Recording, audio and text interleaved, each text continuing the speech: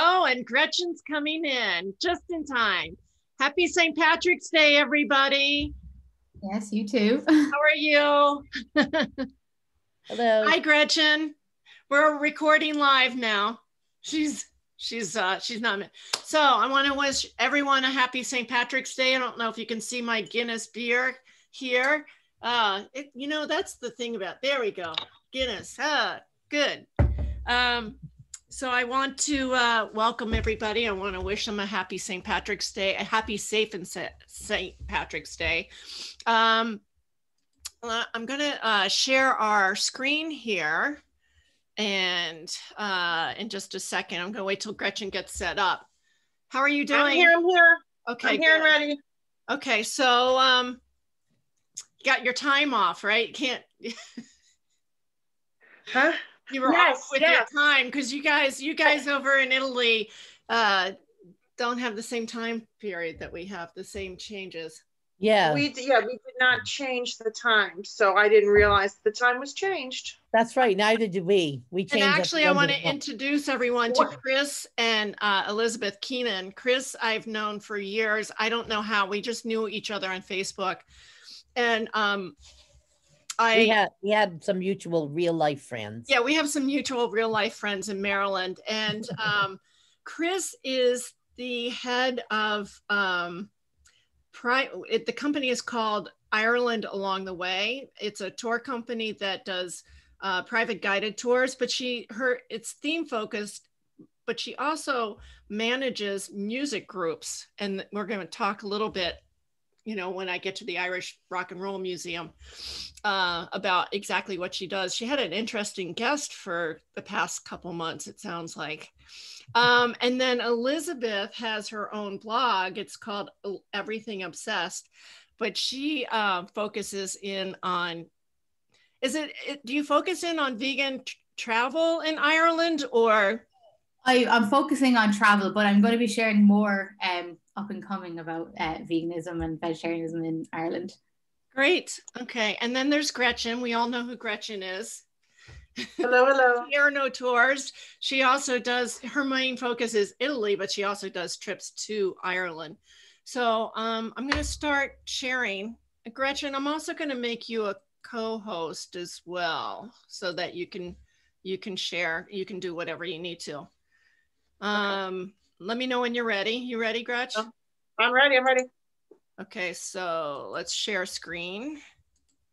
Actually, what I need to do before I do this, I can do present. Whoops, and I need to exit out of full screen and then do present. I'm sorry about that. Okay. So here we go. We were working on this last night as I was drinking my beer. Happy St. Patrick's Day, everybody. Can you say this for me, Chris? Kilta Mil Falcha. Can you say that one more time? Cade Falcha. Okay. Probably it will sound better with Elizabeth's accent. Okay, so. Elizabeth, do you want to say it? Yeah, just Cade Falcha. So you could tell who the Irish person is here. Oh, Catherine says hi. Catherine Oakley. Yeah. Hi, Catherine. Hello. So we're going to start here, and I'm going to start with the slides here. And I'm going to have Chris and Elizabeth help me with some of these things because I cannot remember the name of this bridge again. That's the Haypenny Bridge. It's the what? The Haypenny Bridge. The Haypenny Bridge. Thank you. Yeah. So we're going to start. When they first built it in the previous century, it cost a halfpenny or a halfpenny to cross. I heard that story the other day. I actually did a live tour in Dublin. So they were telling us about that, and you couldn't cross it unless you had that halfpenny. Who has a halfpenny? Back in the day, they did. Yeah, actually, even up until the last couple of decades, there were still, before we went into the euro, we had halfpennies. And actually the halfpenny is like quadruple the size of a penny. So it's not a half penny, it's a 3/4 and a half. It was big. It was a big Yes. copper, like this big. Wow, that's great. Yeah. But it's worth less. That you go figure. Okay. Absolutely. Who knows? So we're in Dublin right now, and this is the halfpenny bridge. And Gretchen, you might be able to help me with some of these places that I posted in here. There used to be a vegan walking tour in Dublin. I don't know if they still exist or not. I tried to. They're still there. They're still there. I just looked at their webpage today. They're still there. They're still taking tours. It's by appointment only. You can't just stop. They don't run them. I think they used to run them like during like the high season. They used to run them on specific days, and you could just call in advance and like even a few days in advance and book it. But now it's by appointment only because one, they're not running them right now. But Right. as soon as they reopen, then you'll see that they'll be up and going. Yeah, and as you can see, we starved to death over there. I think I'm still amazed that people come to me and say, oh, I had such a hard time eating when I went to Ireland. And those are vegan people and non-vegan people. And I'm thinking to myself, where were you? Yeah, I don't know. Yeah. I will say that when you get into the countryside, it is harder, but you can still find it, and it's gotten a lot easier. Actually, it's not that hard. I live down the country. I don't live in Dublin. Yeah, it's not. I live in a rural area, and any of the really nice local shops, they all have fresh produce, and the fresh produce in Ireland is primarily as close as you get to organic. Even the ones that aren't listed as organic are basically organic here. So fresh produce you can find on a daily basis here. Right. Especially in local shops, you'll find fresh vegetables that were grown at a local farm. So it's really not that difficult. And all the, even the small grocers around here, they all carry like, the vegan mince and, and all, and they even have the vegan sausages and everything in there. So it's gotten a lot easier. Elizabeth would know a lot more than me. She would have a wider variety of, pursuing. I sit here and I will boil cabbage every day. So great on the stomach. Very good for you. Full of iron. So I do have one place. This is the one on the top right is called Thunder Road. I kept thinking it was Hard Rock Cafe. It was Thunder Road, and they had these. I think they had the Impossible. Was that the Impossible Burger for us? Do you remember? Yeah. No. You know what? This was some kind of rock. It wasn't Hard Rock Cafe, but it was some kind of something rock. Yeah, some kind of. They had it was the Impossible Burger that they had. It was brand new. It was brand new when we went there last, and they had just gotten it. It was brand new everywhere, but it had branched out to all these different chains, and they had it, and it was delicious. Oh, I mean, what's not to like? It was, and then we ended it in the Dublin Castle for tea, and I'm addicted to those. The ones at the bottom right, those little white things. That was the lavender. What were they? They were like croissant. What? That was not a croissant. No, they were like little tea cakes. They were tea. They were little tea cakes. The middle is scones. The top was like a strawberry cupcake, and the bottom they were lavender and something else, lavender and basil or lavender. That was my favorite. I think I stole everyone's. They were very, very. That was inside of the museum.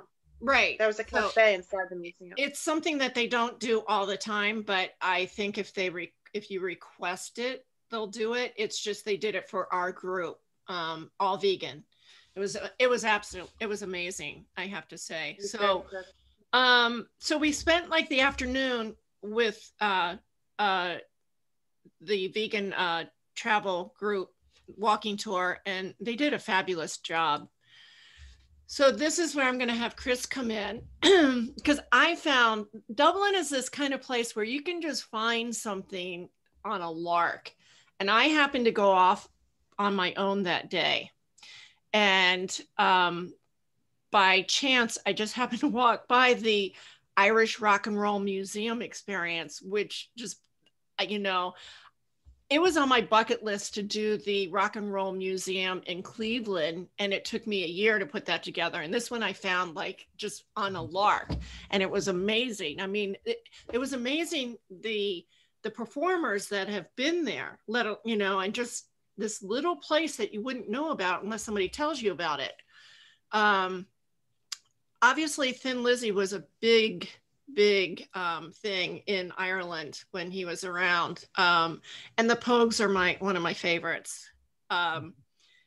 If you go to the left-hand corner, you have Brian Kennedy, who is a big star. He's a big pop star. Wouldn't you consider him a pop star? And pop? Not so. He kind of like not folky either. Like I don't know. More of a folky. Yeah, he falls under the folky category. Yeah. He crosses over a lot with, you know, he'll sing. He could sing in Irish, and he does collabs with all sorts of artists. So he kind of crosses over. But he's kind of listed here. People consider him like a folk artist more than a pop artist. Well, he has a brother who's not quite as famous or as he is, but I became friends with his brother, Bap Kennedy. Yeah. And Bap unfortunately passed away probably about 5 years ago now. Yeah. And I have had animals that I try and keep Irish names to. And so when I adopted my Siamese cat in 2018, I decided to name him Bap Kennedy. Oh, that's so cool. He's Bap normally, but when he's a bad boy, he's Bap Kennedy.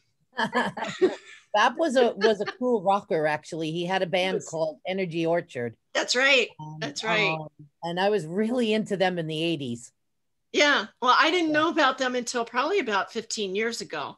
Mm-hmm. So, and he came to the US, and I got the chance to meet him and his lovely wife. And, you know, we were friends. I still am in touch with her once in a while. I haven't talked to her in a while, but yeah. And of course there's the Pogues. You know, I hope he's still around playing.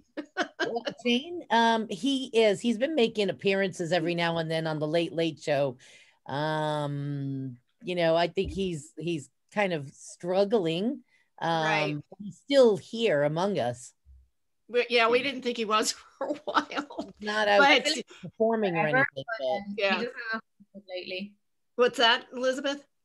I said I think he'll be here forever, but I was like, he doesn't. He's like Keith Richards. Exactly. He's like Keith Richards. Anyway, it was just a really nice find. I highly recommend it. I think it was something like €15 to go through this hour-and-a-half tour. Obviously, you could see who's been there. The Beatles were there. YouTube was there. The Pogues, Thin Lizzy. The Rolling Stones actually had a list of things they liked and didn't like in specific for their kids. Like they had to have a swimming pool in the hotel. They had to do all these things. You know, you saw the list. You get to see the list. Oh, you're talking about their riders. Oh, yeah. Yeah.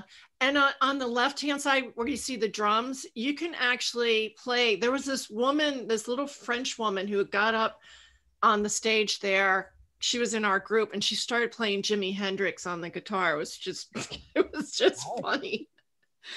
Anyway, let's go on to the next slide here. So now we're in the Cliffs of Moher, and this is one of my favorite places here. Mm-hmm. We started going the first time we went, I think it was around 2000, and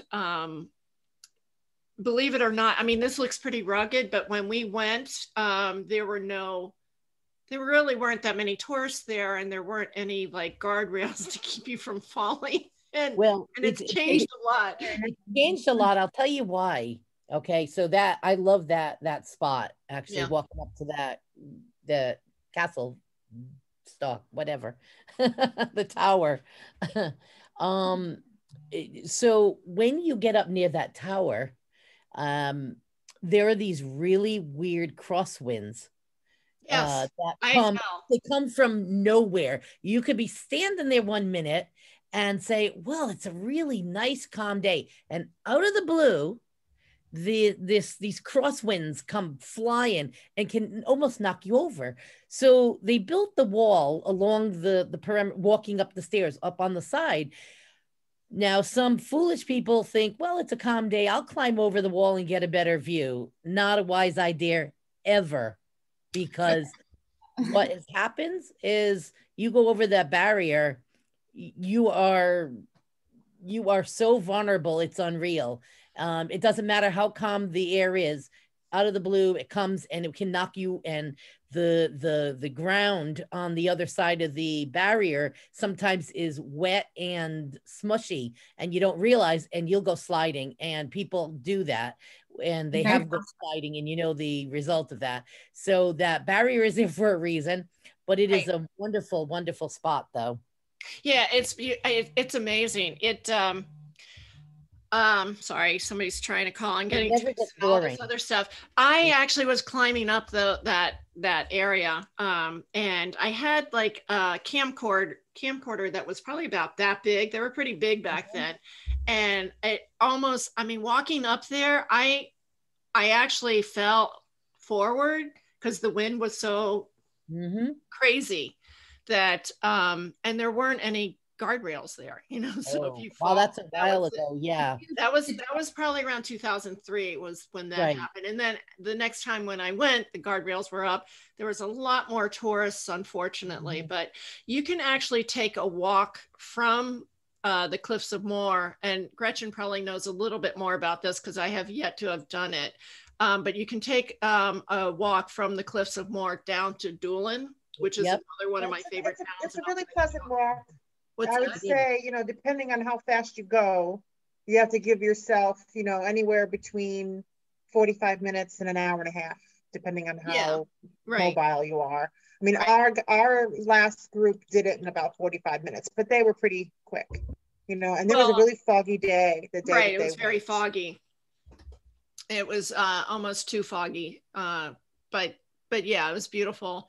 And this was actually the picture on the left is the first group trip that you and I did, Gretchen. And then the one with the cows, I think, is the second one. So you can see the fog area. So walking down, I didn't get any pictures of Doolin, but that's another one of my favorite towns. And I named my cat before BAP. I named my cat Doolin that I had for 10 years. She was a great cat. She looked Irish, she was a calico. She was this big fluffy calico cat. Anyway, so and I should have brought some pictures. Actually, this part right here is in the Burren area, and I think this picture was in 2009 with the horses. It's a little grainy, but those horses actually came running right up to me, and that was like the perfect shot. And to the right is the Burren. And do you, I'd love to know a little more history on this. Do you have any history on this, Elizabeth, that you could tell us about the Burren? I mean, like the Burren is quite actually a large area, and then obviously some areas you can see more rocks, some you can not obviously see as much rocks, but like it's actually such a large area over Clare. I'm just trying to think something about the history. Like I learned about it in school, and now I'm trying to remember. Oh, I didn't mean to put you on the spot there. It's a beautiful area. Like a lot of really cool. I actually can't remember how to say it, but there is one kind of like area where it's like a tombstone that you can go see. I actually can't pronounce it, even though I did Irish in school. Oh yes, there's a lot of history and a lot of like really cool areas you can see, and there's like a lot of caves around the Burren area. So there's like Alloy caves. That's really good as well. But yeah, it's back to the glaciers, and that's where all that rock is from. Wow. Right. It's just an amazing place. I really have just love this place. There's just, you think of the beach and you think of sand. This is not, if you're looking for sand, this is not your place to go to. That is the Galway Bay out there. It's miles of it inland as well. Yeah. And oh yeah, it's crazy. There are a lot of tombs that are in burial grounds that are, dotted around in places. One of my tour guides is actually an archaeologist, and every time I go, I learn something new. Well, it's one of the few places that has tropical plants in there. Yes. Because of the tropical, I don't remember exactly the term for it, but yeah, I mean, you could see both tropical plants and, you know, pines at the same time. You know, it's just kind of crazy that the climate is like that, you know. Yeah, there are certain plants that grow in between the rock that don't grow anywhere else in the world. Right. Exactly. So I recommend when somebody's coming for the first time, I'm going to start and backtrack a little bit, that you fly into Dublin, spend a couple nights in Dublin, and then head west. And this is west. The Wild Irish area is part of the west, the Burren area. And there's a lot of nice little B&Bs to stay in. The one that we stay in when possible is called Rocky View Farmhouse. I'm not quite sure if they're still doing it. I know that they got out of the B&B, the Irish B&B section, but I think they were still doing it on their own. It's a great family. She's a nurse, he's a bus driver, but she can cook up some vegan food like there's no tomorrow. So I highly recommend that. That was a great spot. We had stayed there as well. Close the door. I'm on a video call, sweetie. Yeah. So then I'm going to maybe have Gretchen talk a little bit about this, because we went to a perfumery, this was an amazing little garden. Right. This is a great spot. It's a great spot. They make perfumes there, and they have a cafe, but you can watch them make perfumes and buy the perfumes that they make there as well. Mm-hmm. Do you remember what the woman's name was by any chance? I don't know the woman's name, but it's called the Burn Perfumery. So it's easy to remember what it is. Right. Now you have to, if you're driving, there's a parking lot and you can get there. But if you're going with a group, you have to park on the road and walk for about 15 minutes, because it is on a little road. But it's definitely worth the walk. It's a beautiful little walk right there. Oh yeah, and, it's a great walk. It's actually, that walk to the Burn Perfumery is part of one of the tours that takes you around the landscape of the Burn. So if you're going to meet your tour guide, that's where you would meet him too. So it's great to go on a tour. If you want to go on a tour of the Burn, they all leave from that area. So there's only a few people that do those particular tours. You would either meet him before you go to the perfumery or after, and that's like an hour and a half walking tour, and he tells you stories and all the fauna and the foliage and all that stuff, and then you can go to perfumery. Now the perfumery grows they have a garden there, and they grow all their own herbs, and with those herbs they make teas, the perfumes, soap, and then they cook with a certain amount of them, because they have a tea room. So the tea room is not vegetarian or vegan or any of that, but they have two ladies in there that, I mean, I've been there now 3 times with my vegan groups, and they do a wonderful job. They do a really spectacular job. And they make the brown bread, which is hard to get as a vegan in some places in Ireland. So they make a real traditional stuff. They give us soups and salads and the veggies and with all the herbs and everything. And it's really, really good. And then they make us the cake at the end, which is nice. That's right. I forgot about that. They made us 2 cakes. The last time I was there with Donna, they made us 2 cakes. One was a chocolate cake, and then one, I think, was a carrot cake. Yeah, and they were both delicious. I ate both.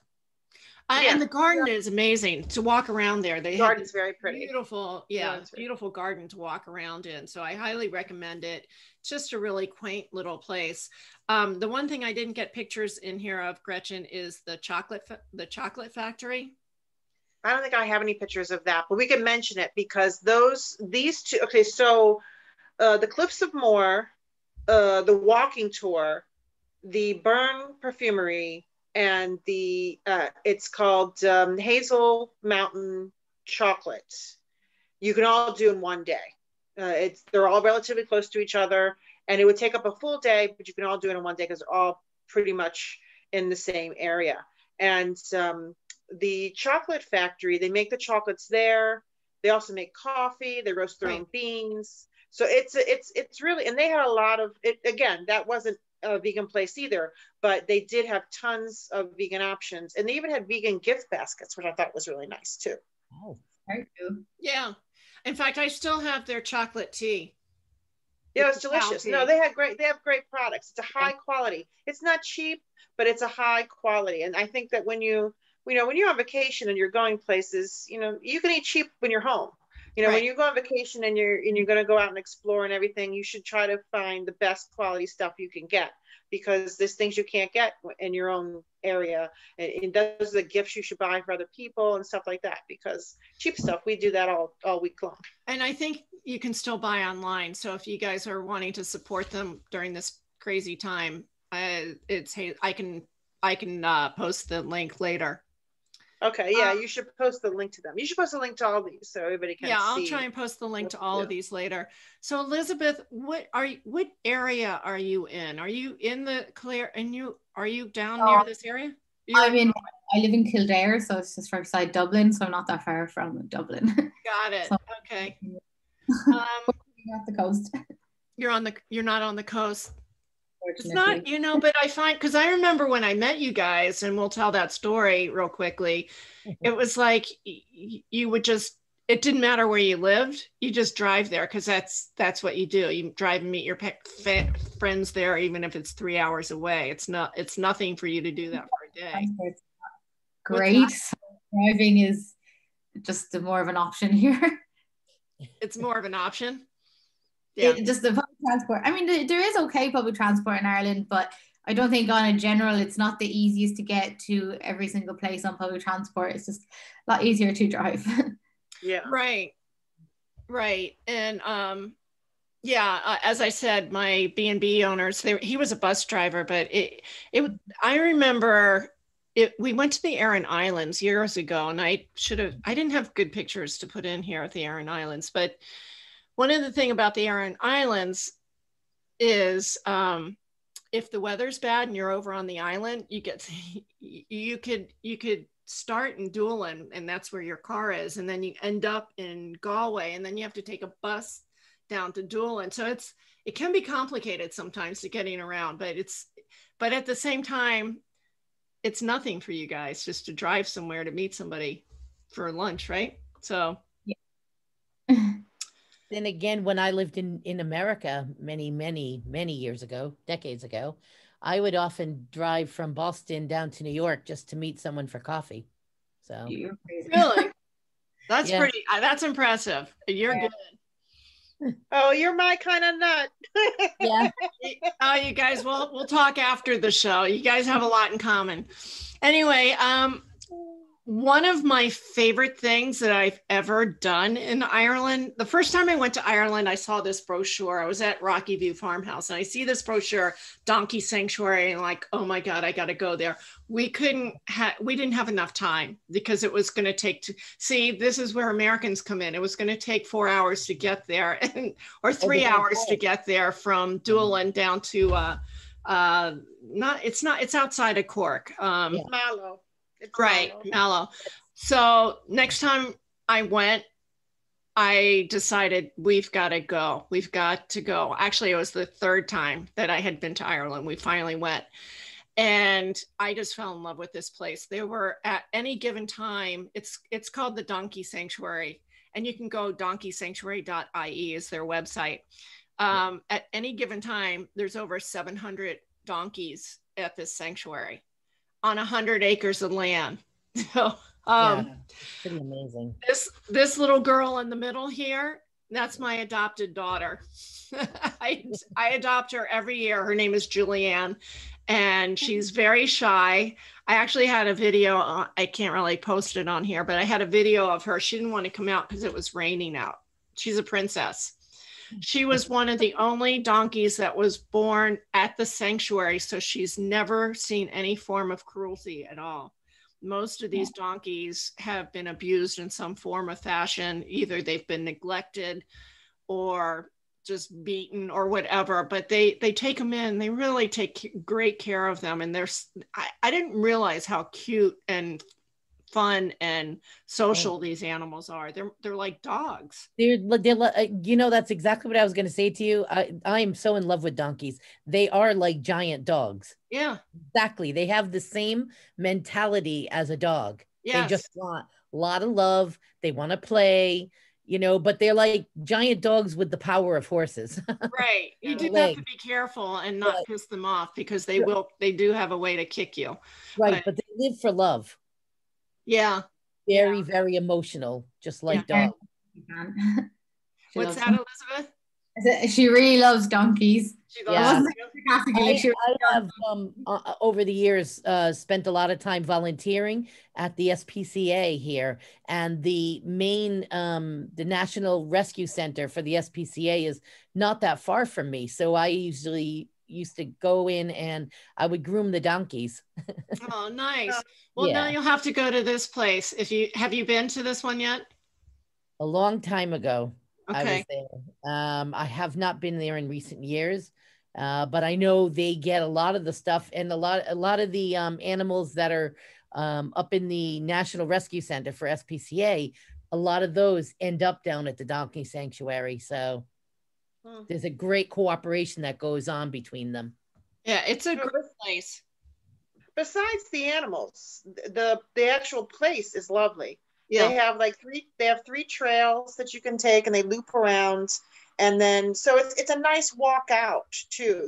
When you're coming from the United States and you're on a plane and on all these buses, and even though you're moving a lot every day, you're really not physically moving that much, and it's nice to take those 2 hours out of the day and just walk, in the green, and then from the top of their sanctuary, you can see all of Cork and all the way down to the water and all of Cork. So it's a pretty landscape. It's a very pretty landscape. Yeah. So next slide. Now we're going to get into Gretchen's territory, which is also my territory too. All of Ireland's my territory. It's all of your territories. Northern Ireland and Belfast. Yeah, I want to talk. Well, we've been talking about Ireland this whole time, but I really do want to include Belfast and Northern Ireland. I came to Ireland, I don't know, it's probably been maybe 10 years now. I've been going on somewhat of a regular basis. And I always stayed in Ireland. And then maybe 5 years ago, 4 years ago. The Republic of Ireland, right? The southern. Right. I went to Belfast, and I just fell in love with it. I love the city of Belfast. I mean, it's just it's a very young city. So it has an energy to it, and so many eateries, great places to stay. It's a walkable city. I just find it great. I just love going there. And I think Northern Ireland, from someone who's traveling, it's a three full days is all you need, because it's only, I don't know how, it's like 6 counties, right? Is that right? Yes. 6 counties. Yes. So it's not even that big. I think if you do the whole loop around with the bus, I don't even think it takes like 4 hours, 5 hours to do a whole loop around. If you loop around all the counties without stopping, I don't even think it takes that long. So it's not that big. I would say to spend 2 days in, 1 full day in Belfast City, and then you go out of the city to see all it has 1, 2, 3, I think it's 3 UNESCO sites that it has. And then it has the Titanic Museum in Belfast. So if you stay in downtown Belfast, you can literally walk to everything there is to see. I took a tour of the City Hall, which was great, free, wonderful.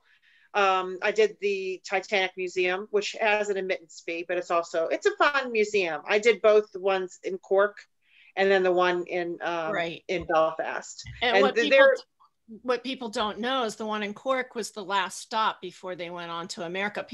They know about the one in Belfast, but they don't know about the one in Cork, Well, that's where Belfast is where they actually built the ship. Right. So there's the dock, and they have the outline of the ship in the dock, which is neat. They have all the plans. It's very nice. I mean, it's a good tour.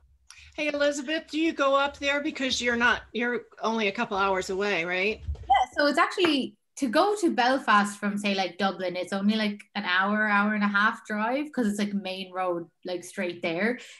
So I definitely think like 3 days is good for Northern Ireland as well. The only thing is, like, now when you're driving around some of the other counties, the roads are quite old, and like it's not that there's not main roads, but there's not as many like kind of motorways. So sometimes I feel like you can be driving for, like, say if I was to drive, say, to the Giant's Causeway, that could take like 4 or 5 hours to get there from Dublin, say. But yeah, I feel like Belfast is a great city. It has like a really good vibe about it. I think even just walking around, looking, it's a great feeling being there. I think like the food and the atmosphere. So yeah. And Game Great of Thrones pubs, has nightlife is nice. What's that, Chris? Game of Thrones has which that for Elizabeth is a big Game of Thrones person, and they have a site there. They did some of the filming there. I hope in the old airplane hangar. Yeah, I had some photos. I didn't put them in, but maybe Gretchen has. I haven't taken a look at all the slides, but I'm not a big Game of Thrones person, but it was very dreamy to walk down that road, to, that one main road with all the trees. And apparently they have to cut back on, not tourism, but they have to cut back on the buses because the heaviness of the trucks and buses were killing the roots of the trees or something like that. And you're talking about the dark hedges, right? So the dark hedges, they don't allow the buses to go through because they were hitting the tops of the trees. They were hitting the top branch of the tree, and they're ruining the streets. Right. But you can just walk it. They're not cutting down on the tourism. They just put a barricade that if you're in a parking lot, so you have to park your car and your bus, and then you have to walk it, it's a beautiful walk. Yeah, it's a gorgeous walk. As we move on, we'll talk about it, because in a few more slides, I have some pictures of it. If you want to move to what slide are you? Okay, so one thing you should do when you're in Belfast is the Troubles tour, because that'll give you a little bit of history on Belfast. And I don't know, it really depends on how old you are, whether you remember the conflict in Northern Ireland, like I do, because I'm of that age. And at that time, when I was maybe a teenager, there were a lot of films that came out about the Troubles in Ireland, in Northern Ireland, and stuff like that. So it is an interesting part of history, and you should definitely, it's about an hour and a half tour, and they show you the murals of, and they tell you a little bit of the history of the struggle and what was it about and such, and how it went about and such. Hey, but Chris, there's a lot of big music stuff going on in Northern Ireland. Do you work with any of the festivals there? There were back a number of years ago when I had my own festival down here. We had a lot of the festival producers know each other, and we would visit each other's festivals. So there are some amazing festivals up north. Northern Ireland is very music oriented. They really love American country music, actually. And bluegrass. It's actually bigger up north than it is down in the Republic. But there are some amazing spots up there. Belfast itself is an unbelievably cultural city, full of music. I mean, there's so much of it that music-wise that you're spoiled for choice. To get out and about in Belfast for music. It's everywhere. So are there going to be, I'm guessing there's not going to be any music festivals this year, huh? At the moment, it's very, very unlikely any of them are going to be doing live in-person ones, but who knows? Things change here by the day. Right. Say one thing and then they announce something else. So there are some amazing festivals that take place in the summer here. One of them, say in Oma in up north, is at the Ulster American Folk Park, which is an amazing spot. I don't know if you've been there. Yeah, we were there. Yeah. Oma Bluegrass Festival, believe it or not. But a lot of the artists are actually Irish and European bluegrass artists. So it gives a bit of a twist on it, and they bring in some Americans. So the likes of them, they have kind of like partial indoor, partial outdoor.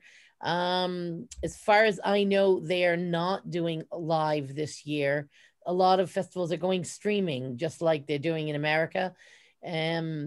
You know, there was some great, there's the Open House Festival in Belfast, which doesn't take place till a little bit later.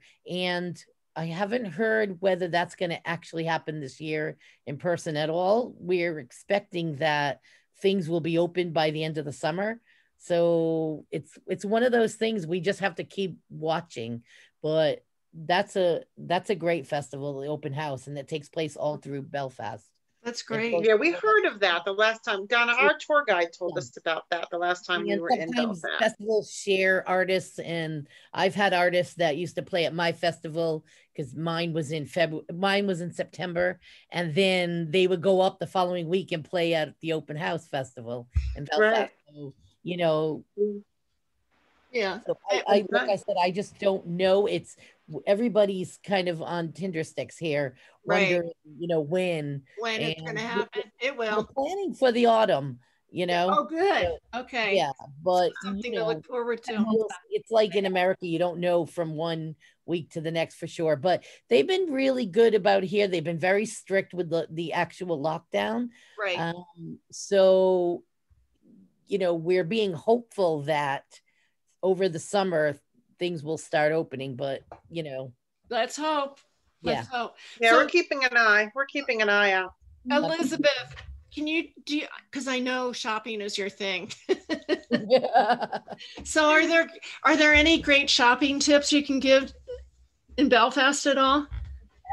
Belfast, it's so contradictory. Like I was just gonna say, like I haven't really actually done any shopping in Belfast because whenever I go up there, I'm more like, oh, try some restaurants. You know, the pubs. I mean, there's definitely good shops. I think I don't know about you guys, but personally, I wouldn't go to Belfast for shopping just because I live beside Dublin as well. For me, like Dublin would be the spot.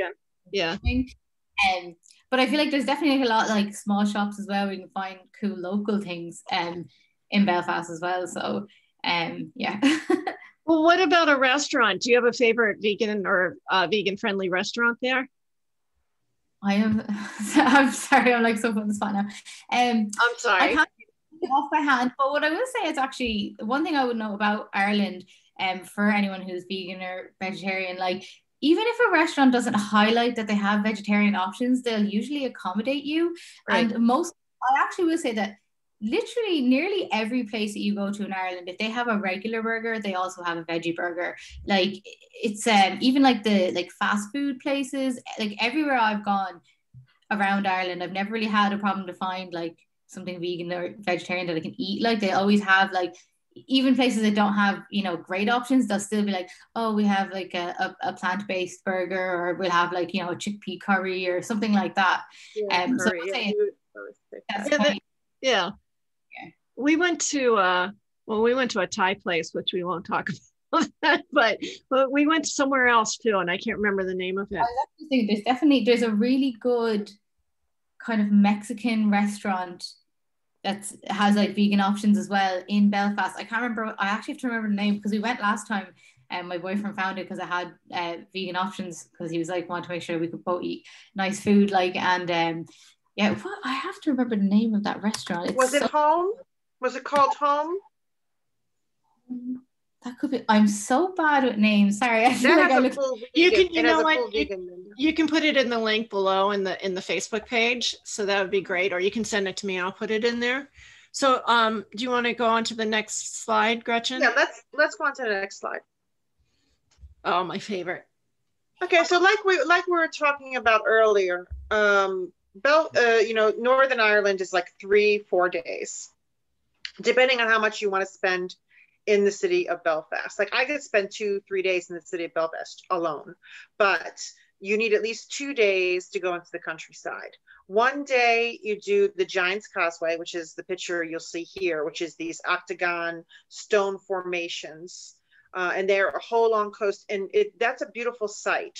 It has a multitude of different trails. So You can go for 3 hours, you can go for 2 hours, you can go for 8 hours, and all the trails go up and down this coastline. And it all looks like this with the bricks in it. And it's just very, very beautiful. Even on a rainy day, it's beautiful. It's just very unusual. If you can't make it back because you're not in physical shape, they do have buses that will pick you up.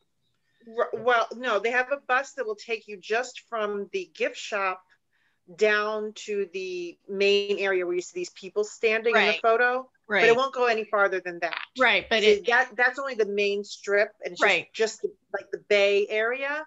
And they have like headphones where you can hear the story, or you can pay for a guide to take you on a real tour. But outside of the main area, there are at least, I want to say, 4 or 5 trails you can take.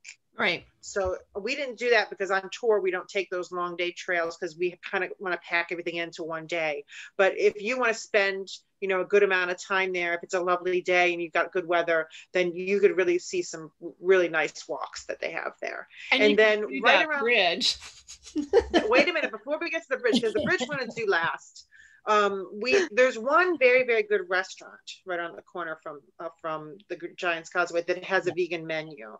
I think it's called Tartan, and I've been there, I don't know, 4 times already, because there's really not that much there outside of the Giant. It's not a very large town. There's only a few places, and then it's right next to the Bushmills whiskey factory, which is a great tour. We take that every year, and you can see from the picture below, that's all the different whiskeys that they make. I always get the reserve when I get there because you can only buy it there.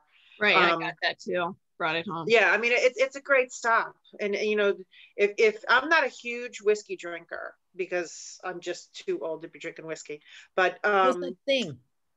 Huh? No such thing, Gretchen. Oh, no such thing. No, you're a wine drinker. Come on. Let me tell you how I feel about whiskey. I feel that whiskey is for 2 types of people. Either you're young enough to handle the hangover the next day, or you're old enough not to care that you'll hangover the next day. Actually, I've never had a hangover from whiskey. Is that right? Yeah, no. I don't know. Nature of that. Well, Scotch you don't get hangovers from either, but you can from a bottle of wine. Yeah. Oh, well. I'm definitely a Italian wine. 100%. I do drink beer when I'm in Ireland because I do like Irish beer. I love Guinness. I love all that stuff. But I am a true wine drinker. I just finished my Guinness. Back to very good. So that you can do this all in one day. So the Giant's Causeway, the Bushmills, have lunch, and then you can go to the rope bridge. And the rope bridge is it's lovely. I don't know why you're laughing. It's a lovely, it's a lovely trip. It's great. It takes like, I would say, for me, it's probably an hour and a half. I need an hour and a half. I need 45 minutes to go out to the edge and then 45 minutes to come back. But I'm slow. And about 10 minutes for crying, like I did. It's not that scary. I don't know why you're saying that. It's not that scary at all. I would not. Now it can get very crowded. That's one thing. Sometimes they only let, if you look at the picture here, it's single file bridge, and they only let a certain amount of people over at a time.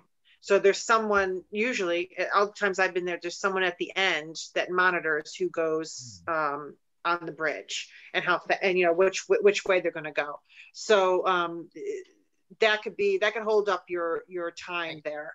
But you could do all these events in one day, and it's a wonderful day. It's all good. Now, what we had at Tartan was this. I know this picture isn't great, but we had this curry, which was very good.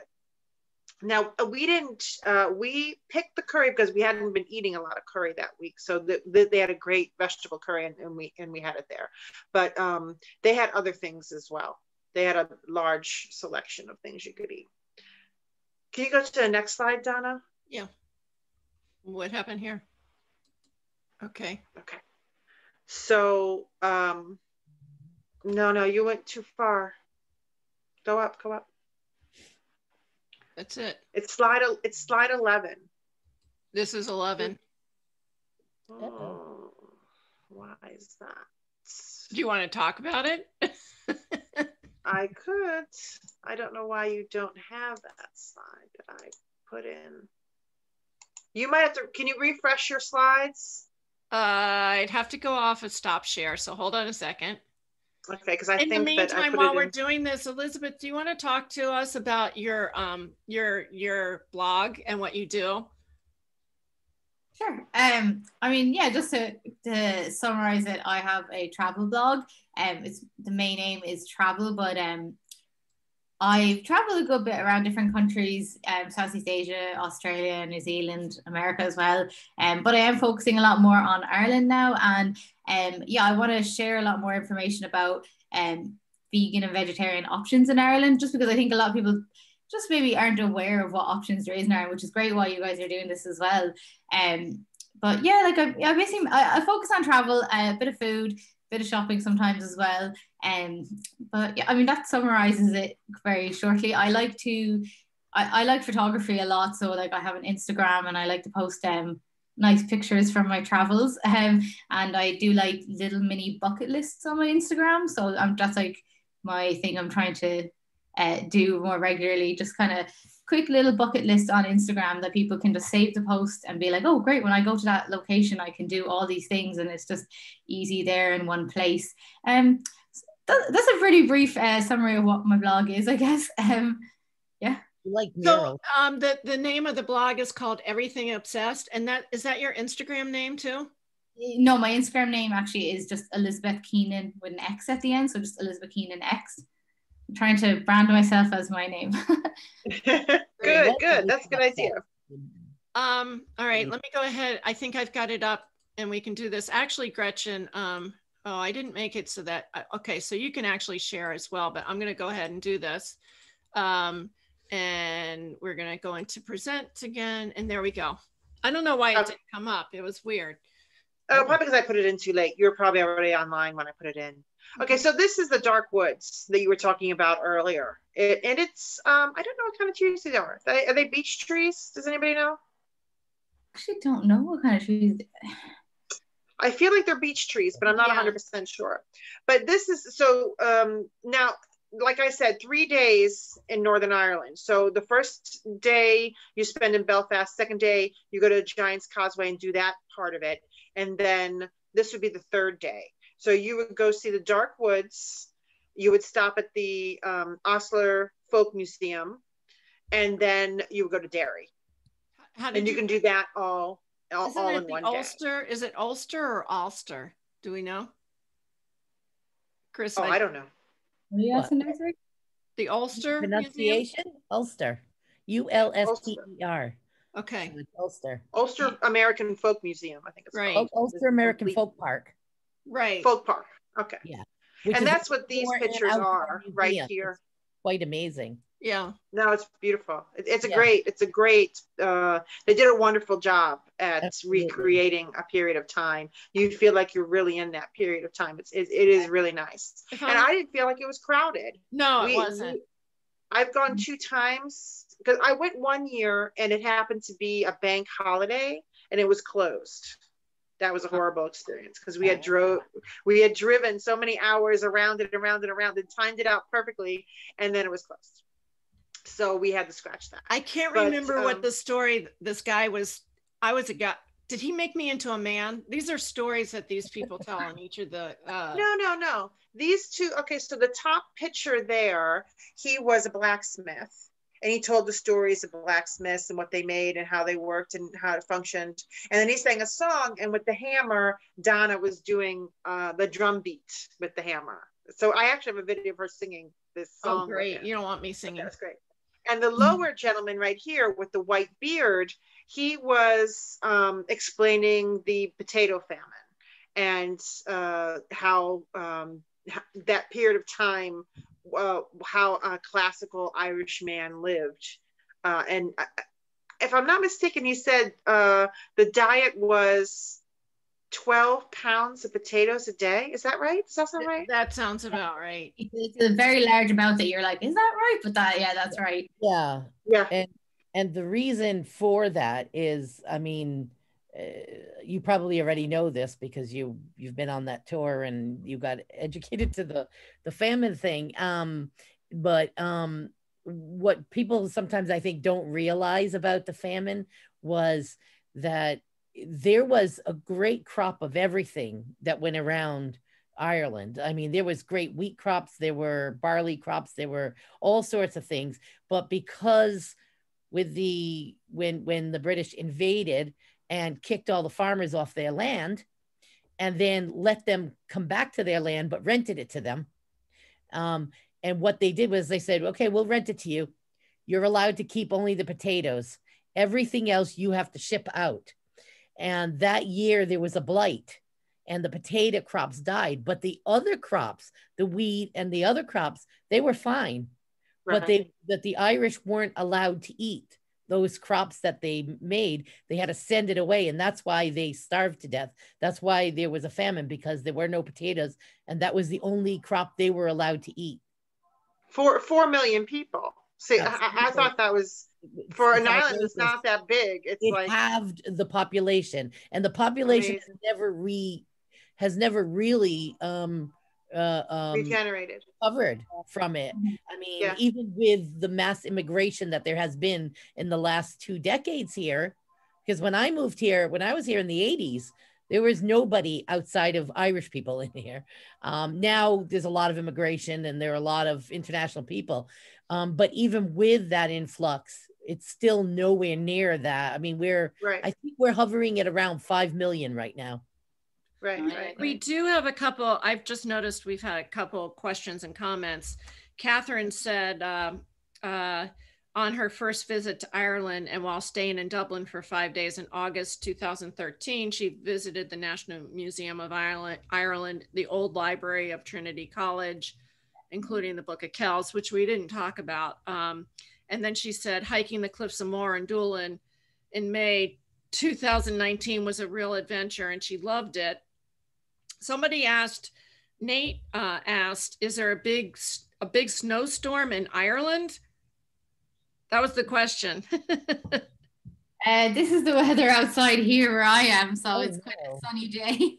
It's beautiful and sunny where I am. Chilly, but well, I think he's talking about in the past. I went there in 2003. I was there and they had a snowstorm. That's it. I was just gonna say, we did, but it like melted the day after. You know, no, we had a few years ago, however, it was like literally maybe like 3 inches of snow, but obviously in America that's very normal. In Ireland, people were like, oh my God, we don't have snow plows. We don't have snow plows. Other than in Dublin, the rest of the country, we have no snow plows. Unless one of the local farmers decides to go and plow the side street or whatever himself. But other than that, we don't have snow plows. But it's because we don't need them. Right. There was an ice storm a few years back. Yes. And in fact, I remember that year because Elizabeth lost 2 solid months of school. It was right after Christmas and we had gone over to America and we came back here. We said, oh, we got to get back because school starts around the 8th of January after the Christmas holiday. And we came back here. We just barely got back and she didn't go to school till, it was the end of February. Wow. They actually, none of the school buses were running. It was just ice everywhere and nobody could drive and people were all housebound. And we said, oh my God, we could have stayed in America another 2 months. All right. So was there anything else on this slide, Gretchen? No, there's no more slides. No, okay. There's no more slides. That's it. So now we're on to Dublin, which I already touched base on, but I'm going to let you touch base a little bit more. Is there another slide that I'm missing? No, there's no more slides. There's no more slides. So to go to Belfast City, if you go to belfastcity.gov.uk/things to do, there's a lot of stuff you can pick and choose from there. Was there? Right. Well, I think that the one main thing when anybody's planning a trip to Ireland, Northern Ireland, anywhere in that whole vicinity area, their tourism board is excellent, and their how to set things up and to get around and the tours, how they're organized and all those things. You can really plan a good vacation. Now you have to know what you want to do when you get to go. That's why, you should use a travel agent, because that way they can tell you the incredible vast amount of things you can do, especially like Americans only have, 8 days. You kind of want to sort through all that and try to pick, what it is you want to do. But it's very easy. I find it one of the easiest countries to tour around in, because they're very, very organized. So like for example, if you fly into the Dublin airport, not only do they have a vegan breakfast at the Dublin airport, they make the beans and they have sausages, and it's already, it's not a hidden menu anywhere. It's right on the main menu. You just order the vegan breakfast, and it already comes with, it's corn. The sausages are made out of corn, and they give you a little bit of everything. It's a traditional Irish breakfast, and it's delicious. And then, but from there, you can get a bus that the buses run great, and you don't need to go anywhere and buy a ticket or do anything like that. All you have to do is have the right amount of money, the change, and you can go into the city of Dublin, or you can go outside. The buses go, from there you can go to Belfast. If you want to fly into Dublin because you're going to spend an X amount of time in Ireland, and then go up to Northern Ireland and come back down again, because that is a very short bus ride. So if you can't find direct flights and you're stressing out about going to Belfast, don't. Just hop on the bus. It's like an hour and a half, takes you right to the city. It's about €10. It's very reasonable. And it runs like, off season, it might run different times, but during the main season, it runs like every 2 hours. So no matter what time you get into the airport, you don't have to reserve a ticket or anything. You just go to the place where the buses are, which is right after baggage claim, and just hop on the bus. It's very, very easy. And they have a lot of signs, really good, signs that tell you where to go.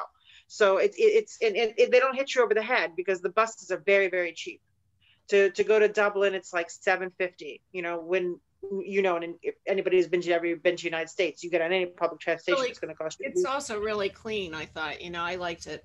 Yeah, no, it is. I mean, it's very organized. It runs well, runs on time, right. At least the reasonable time.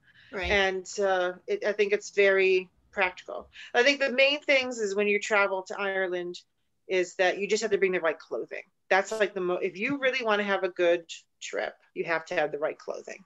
That is some kind of raincoat. I have one with a lining that I take out and I put in according to how cold it is when I go. And you never know how cold it's going to be until you get there. So I just bring it with me, and I take it out if it's warm, and I put it in if it's cold. Waterproof shoes. I use it's almost like a low boot, and they're just silicone. I just pop them on, and that's good too. The waterproof boots are good too, because there's a lot of rain. I wouldn't say it's full misty. Hiking. Yeah. But there's a lot of places that aren't pavement that you're walking on. So the boot works well, and they're lightweight and things like that. And then I also bring a poncho, only because an umbrella does not work in Ireland. It's useless, totally useless. You need a hood. You need a hood that closes. Okay. Now most Americans don't get that, but Ireland is windy. And it's windy, and sometimes it's just a mist all around you. Umbrellas don't serve any purpose whatsoever. So sometimes I bring a poncho too, because I can fold them up small, and I can throw them in my bag. So if I go in the summertime and I don't want to wear my raincoat or whatever, I'll just bring the poncho and just throw it on and take it off as it rains. I always like to say, I have people ask me about the weather in Ireland, and I'll say what time. If you don't like the weather, what I always say is, if you don't like the weather, wait 5 minutes. Yep. Every time I've gone there, the weather has been relatively the same, except the one year that we had the heat wave. Oh, we my were there God, one year with crazy. It was like the whole time. Let me tell you, it was May, wasn't it May that we went? Yes, yeah. And it was like 80 degrees. It was 80 degrees, and it was so sunny, and it just so happened that. As a tour operator, sometimes I'm on tour for like 4 weeks or 6 weeks in a row. So I bring a suitcase that may not have the things that I need for that particular trip on it, but for other trips. So it just so happened that I was in Italy a week prior to that. So I had all really hot summer clothes. So I was all right. But most of the people brought sweaters and long sleeve shirts. Nobody brought sunblock, and you couldn't buy it anywhere. And we were all like sunburned We were after like 3 or 4 days. crazy. I would say was that in 2018? Yes. Probably. Yeah. Yes, it was. I had actually just returned from like an 8-month kind of around Southeast Asia, and I remember thinking, oh God, I'm gonna be so cold when I get back. And then there was a heat wave here, and I was like, this is great. Yeah, I think what's important as well with clothes in Ireland, I would definitely say to layer though, because during the summer it is really nice weather here. Obviously August, September is a high tourist season, but that is the nicest time of the year. So it could be really nice, and it could be like, 75 degrees, 80 degrees out, but then it could start raining, like we said. So I would definitely say layer, because then you can take it off and put more back on as you are going. I think I've been there enough times now that I've been, almost the whole spring and summer. I've been there at least I like July. I've been there 2 times in July, and that was great. We usually come in May, either the beginning or the end of May every year. And I went in August. Oh, this was years ago, and it was 80 degrees in one day. I think it was 80 degrees and sunny, and then it went to like 60 or 50 degrees and raining in one day. So you don't ever know, This is true, although I will tell you that statistically, and you can actually even check it in the Farmer's Almanac, statistically, September is the driest month of the whole year. That's when I like going there. Which is one of the reasons when I was producing a festival here for about a decade, and that was one of the reasons I chose September, because it is statistically the driest of the year. And in over 10 years worth of running the festival, I think we had only 1 year where we had half the weekend was raining. Other than that, it was pretty much dry every single time, every year. Great. Yeah. So that's a good thing to remember. Yeah, I like going in September and October. That's my favorite time. Oh, it's fabulous. I had to try May, and May is great because that's when all the flora and fauna come out.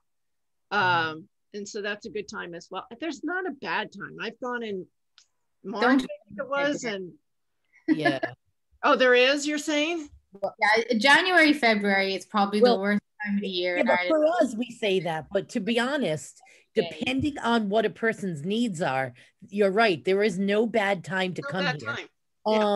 The thing to remember, and you already had touched on that about wearing the right clothes. The thing to remember is the likes of January, February are nearly always really damp, really cold, really windy, and lots of rain. So if a person's not bothered by that, January and February are an amazing time to come, because you're not elbow to elbow with a lot of other tourists, and you'll meet a lot of local people, and you'll get a different type of experience. So it kind of, I think, and maybe I'm biased because I've been here for several decades, but this is a country for everyone. Every person on earth can find a part of the year that Ireland is the greatest place on earth to them. So it's just figuring out, what suits you. Any last? Well, I've loved it every time I've gone. I've loved it every time I've gone. Yeah. Any last words from you, Gretchen and Elizabeth, about Ireland and St. Patrick's Day, other than stay safe and don't drink and drive? Yeah, that's all that. If you ever do come to Ireland on St. Patrick's Day, though, Galway is definitely the best place to be for St. Patrick's Day, if you do ever come to Ireland during this time. And St. Patrick's Day in Irish is Lá Fé le Pádraig. Oh my God, I can't even speak Irish now. I was like, gonna try and impress you guys and say it in Irish, and I'm struggling. But yeah, that's how you say it. Been out of school too long. You're getting older, darling. Over 10 years, excuse me. Yeah, that's what I mean. Because here they have to learn Irish all through schooling. So she studied it for many years. But there you go. And in Ireland, it's not really, other than Galway, you're right. Galway, though, is a college town.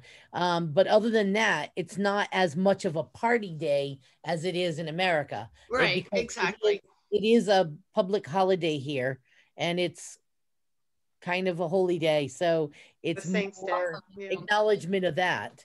So yeah, but it is, you know, it's a public holiday, so it's not as much of a party place as it is in America.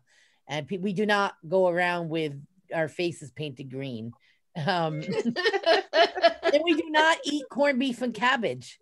I don't know what corned beef Well, we don't anyway in here, but yeah, we don't have the vegan corned beef and cabbage. It's not cabbage, maybe. So any last minute thoughts, Gretchen, before we go? No, I'm good. I'm excited to go again. I can't wait till they open. We got a group next year. Come on over. Yeah, we'll be there. We'll be there. We'll We'll tell you when we come, so you can come meet us, because we spend like a couple days in Dublin. We always spend a couple days in Dublin because we fly in and out of there. So we always spend at least 2 days. This is the craziest thing with this lockdown. I have not been. I'm down the country in rural Ireland. I have not been up to Dublin City in a year. Well over a year. Oh my God. Well, we're getting there. We're getting there. The vaccine. No one's gone anywhere in a year. I work in Dublin. I haven't been in Dublin. I've been to Dublin twice in the last year, and I work in Dublin.